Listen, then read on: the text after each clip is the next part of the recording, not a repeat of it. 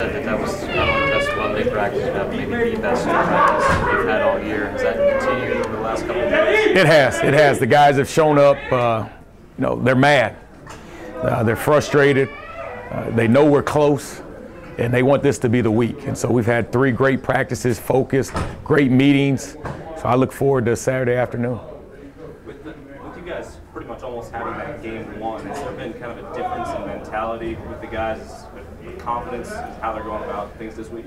Yeah, frustrated. I mean, I think we've been confident. We know if we play fundamentally, if we don't turn the ball over, if we don't commit penalties, that we're a pretty good team.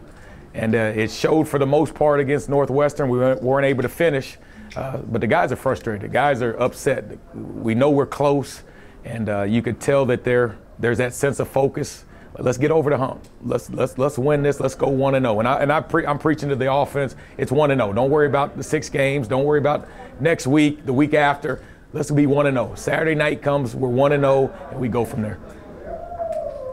You guys scored on the first drive of the game, and then I don't know what the time was, but it was like you didn't score again until right before halftime. How do you close that gap? We got to execute. We went back and watched it as a staff, and there were 1 or 2 plays here and there.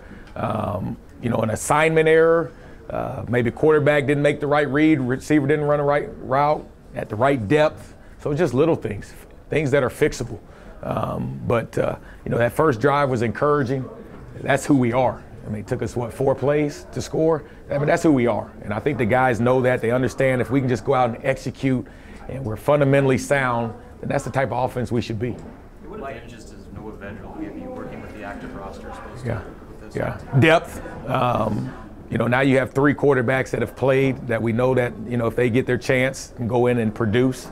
And so it gives us as a staff more comfort in running our offense and not worrying about if Adrian goes down or if Bunchy goes down, we can just go play. So. Mike Williams had a few catches. Are you hoping that's kind of the catapult for him? Yeah, he had a good game. We know what he can do in the pass game. He's fast. He's a good route runner. His biggest issue was just blocking and making sure that he's physical on the perimeter.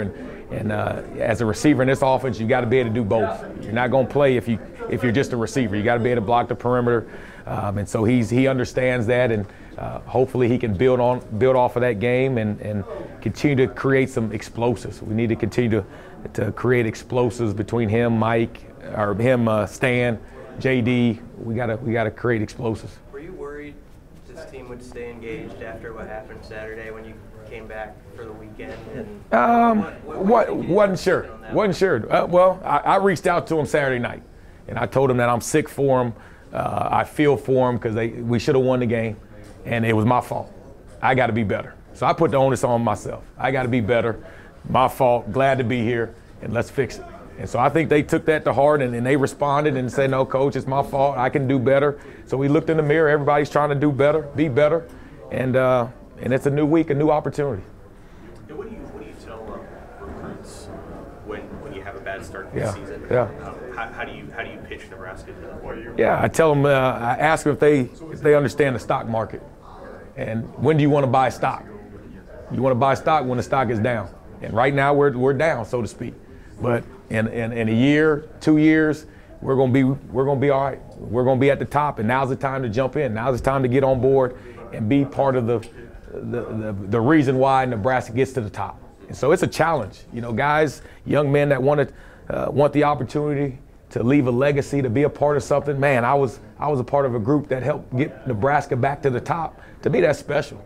And so we're selling the future. We're selling what we did at UCF. We get the right guys in this offense and this defense and this program. We change the culture. We're going to be just fine, and it's going to take some time. How many wide receivers / athletes do you want in this class? We'll probably take 3, 4. We're going to take the best players. So if it's 5, we can get 5 great players. We're going to take 5 players. Right now, we're not at a point where we can be, we got to take guys that are going to help this offense, help this team be successful.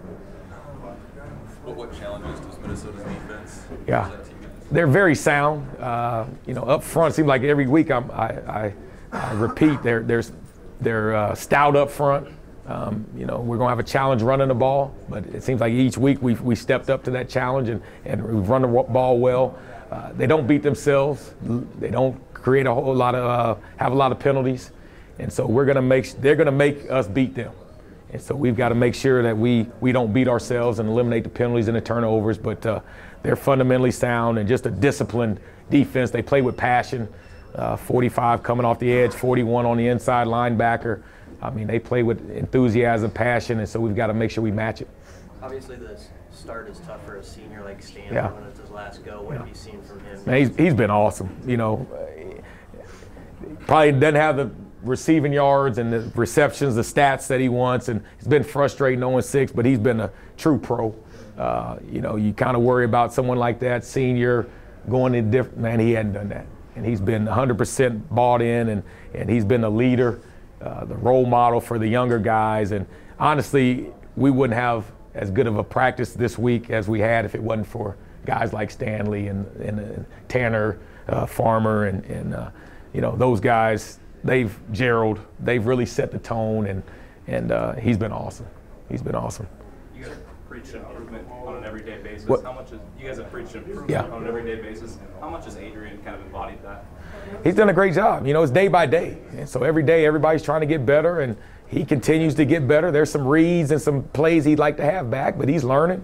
And he'll be better Saturday than he was last Saturday. And that goes across the board. And if we continue to just get better and learn from our mistakes, then you know, we're going to win a lot of these games at the end, down the stretch. Is there a line you guys are trying to walk between getting Maurice Washington on the field and make plays and also kind of keeping it going along because he's just a freshman? Yeah. We understand what he can do. When he gets on that field, he's special, dynamic. You know, he can do a lot on the field as a running back, as a receiver. And so we're gonna you know, try to create matchups and try to get him the ball as many times as he can hold up.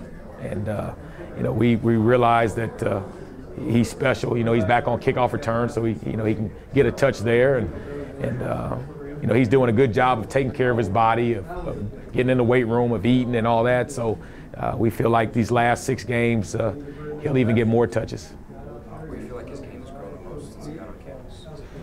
Receiving, is it route running, blocking? He's become a better. He's always been able to run the ball, so he's probably become a better receiver. You know, we can line him up outside, run a hitch route, run a slant.